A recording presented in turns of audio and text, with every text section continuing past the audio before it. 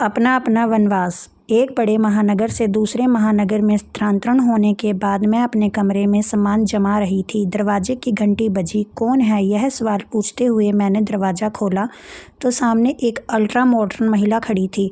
मुझे देखकर उसने मुस्कुरा कर कहा, गुड आफ्टरनून कहिए। मैंने दरवाजे पर खड़े खड़े ही उससे पूछा, मेरा नाम बसंती है, मैं यहाँ ठेकेदारी का काम करती हूँ।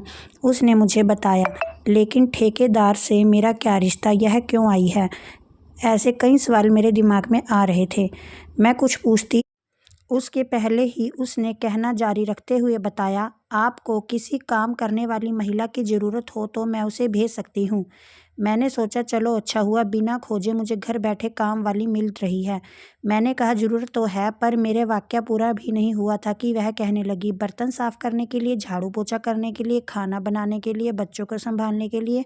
आपका जैसा काम होगा वैसा ही उसकी पगार रहेगी। मैं कुछ कहती उससे पहले ही उसने फिर बोलना शुरू किया, उसकी पगार पर मेरा 2% कमीशन रहेगा। तुम्हारा कमीशन क्यों? मैंने पूछा। हमारा रजिस्ट्रेशन है ना मैडम।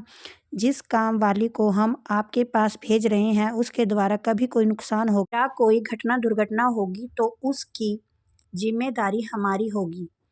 उसने मुझे 2% कमीशन का स्पष्टीकरण देते हुए बताया, यहाँ तो काम बर्तन मांजने का होगा। आप यही कह रही हैं ना? उसने मेरी बात सुने बिना पहले ही कह दिया। मैडम, कितने लोगों के बर्तन साफ़ करने होंगे बता दीजिए, ताकि ऐसी काम वाली को मैं भेज सकूं। तुमने अपना नाम बसंती बताया था ना? जी मैडम। तो सुनो बसंती, मेरे घर पर बर्तन मांजने पोछे मारने वाली मशीन है। सॉरी मैडम, कपड़े साफ़ करने होंगे तो कितने लोगों के कपड़े होंगे? मुझे पता चले तो मैं वैसे ही काम वाली जल्दी से आपके लिए ले कर आऊँ। बसंती, तुम गजब करती हो, मुझे मेरी बात तो पूरी करने दो। मैंने कहा, कहिए मैडम जी। मेरे घर पर वॉशिंग मशीन है, फिर आपको झाड़ू पोछा करने वाली बाई चाहिए है ना?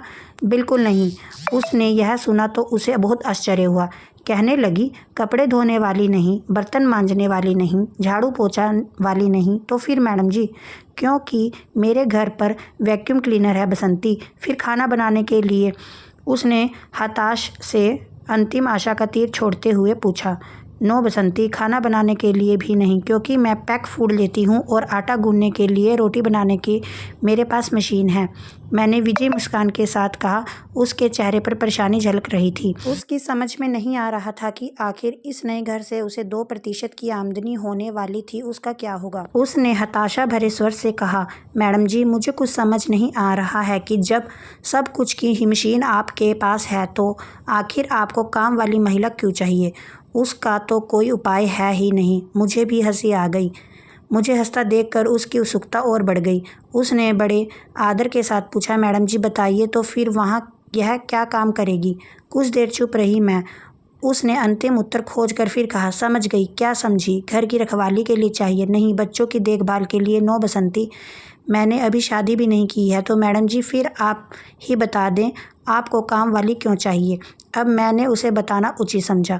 मैंने कहा, बसंती, पिछले दिनों मैं दिल्ली में थी और आज नौकरी के चक्कर में बेंगलोर में हूँ। मुझे अच्छी पगार मिलती है। मेरे दिन सुबह 5 बजे से शुरू होता है और रात को 11 बजे तक चलता रहता है। मेरी सहेली कंप्यूटर है, मेरे रिश्तेदार सर्वर, डाटा, प्रोजेक्ट रिपोर्ट हैं। सब सिर्फ काम ही काम है। मेरे घर में सब मशीनें हैं।